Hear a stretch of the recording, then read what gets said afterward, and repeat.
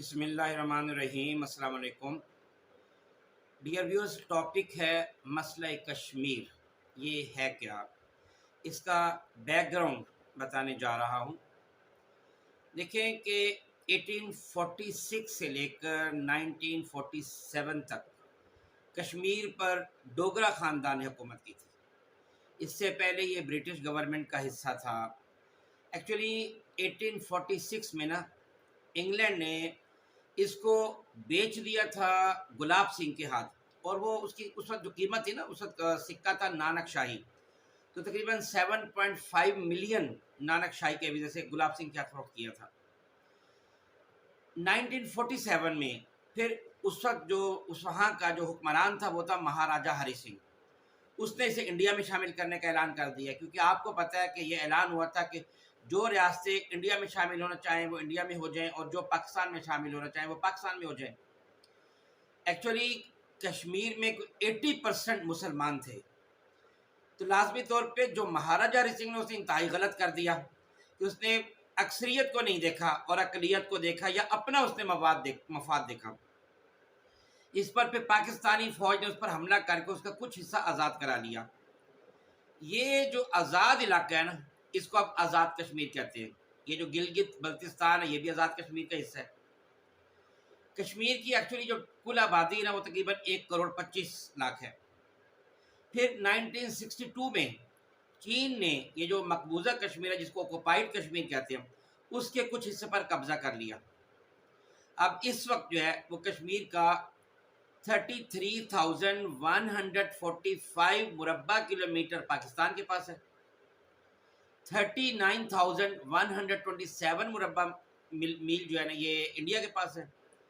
اس میں لداخ ہے، سری نگر ہے، سیاچن کا کچھ حصہ ہے، اور جموں شامل ہے۔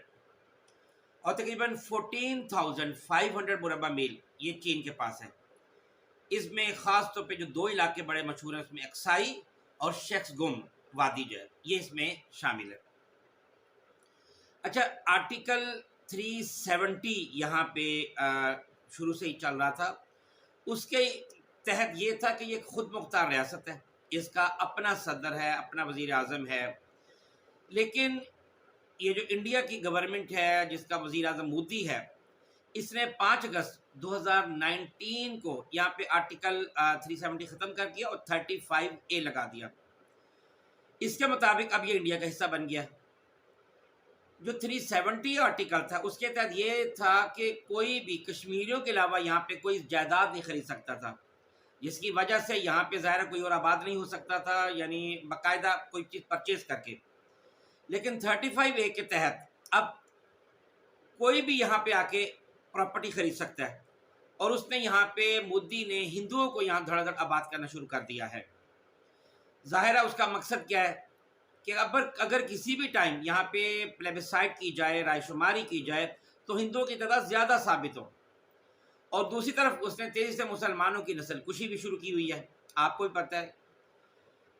اچھا، یہ علاقہ اہم سے پہلے میں بیچ میں بتا دوں، پھر میں باقی اپنے پوائنٹ کی طرف آ رہا ہوں کہ اس علاقے کی اہمیت اس وجہ سے اتنی زیادہ ہے کہ گلیشیئر سارے یہاں ہیں، جس کی وجہ سے تازہ پانی ہر ایک کو ملتا ہے۔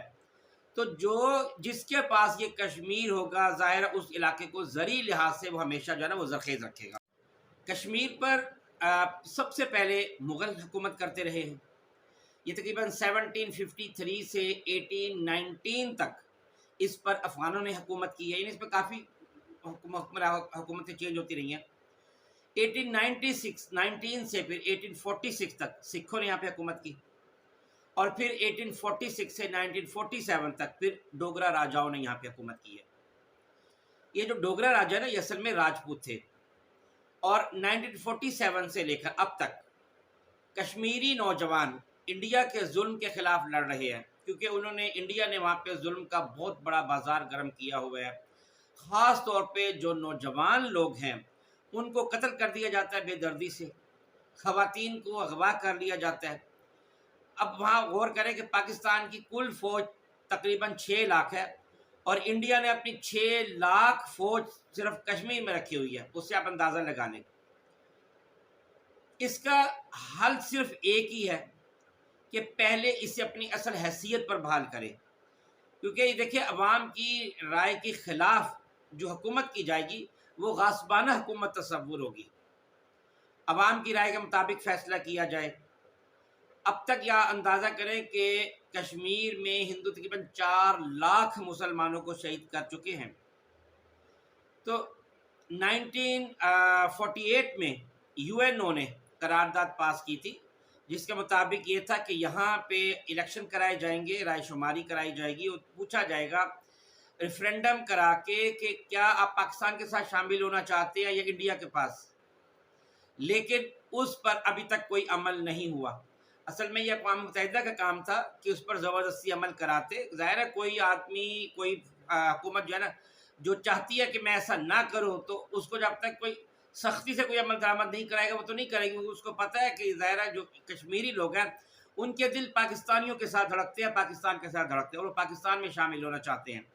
تو یہ اصل ایشو ہے جس کی بنا پر ظاہر ہے کشمیر میں جتنے بھی عوام ہیں وہ حکومت کے خلاف شروع سے لے کر اب تک اٹھ کھڑے ہوئے ہیں اور وہاں پہ قربانیاں دے رہے ہیں۔ ان کے خلاف جو ان کے پاس فیسلٹیز اویلیبل ہے یا ریسورسز ہے نہ ہونے کے برابر ہے، بس اسی پر ابھی تک وہ انڈیا کے خلاف مسلسل انڈیا کی فوج کے خلاف لڑ رہے ہیں۔ لیکن اس سے ایک یہ فائدہ ضرور ہے کہ آہستہ آہستہ لازمی طور پر انڈیا کی فوج بد دل ہو رہی ہے، کیونکہ اس پر جب حملے کیے جاتے ہیں، ان کے فوجیوں کو جہنم رسید کیا جاتا ہے، تو لازمی طور پر ان کے جو اعصاب ہیں وہ آہستہ آہستہ شل ہو رہے ہیں۔ یہ ہے اصل مسئلہ کشمیر۔ بہت شکریہ، السلام علیکم ورحمۃ اللہ وبرکاتہ۔